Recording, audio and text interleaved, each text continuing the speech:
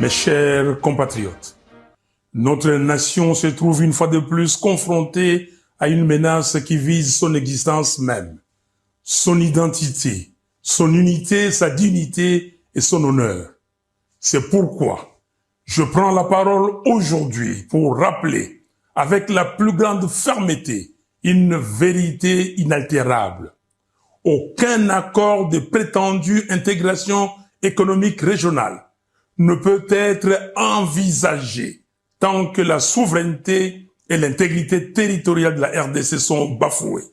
Comment peut-on parler de coopération lorsque les forces rwandaises et ougandaises occupent nos terres, exploitent nos ressources et provoquent les déplacements, la mort et la souffrance de nos concitoyens? J'affirme haut et fort que l'accord cadre signé le samedi 15 novembre 2025 à Doha ne saurait constituer la base d'un accord de paix durable.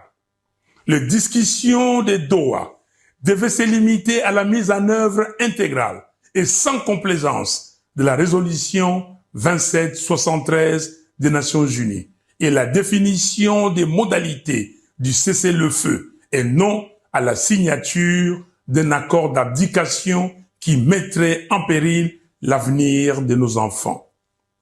Notre nation n'est pas à vendre. Notre souveraineté n'est pas négociable. Et l'intégration régionale ne peut se faire qu'entre États égaux, libres et respectueux des frontières. Aucune pression ne doit primer sur la sécurité du Congo. Aucune manœuvre ne doit détourner notre marche vers la cohésion nationale. Ainsi, j'en appelle à M. Félix Tshisekedi et à tous les Congolais à œuvrer pour la cohésion nationale.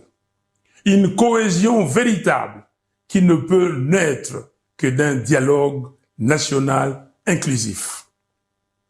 Monsieur Tshisekedi, au nom de notre peuple, meurtri mais toujours debout, je vous invite à convoquer sans délai le dialogue national. Sinon, l'histoire vous tiendra responsable de la balkanisation du Congo avec messieurs Kagame et Kabila. Aucun accord extérieur ne saurait précéder la réconciliation des enfants du Congo rassemblés pour proclamer d'une seule voix la cohésion nationale. Peuple congolais,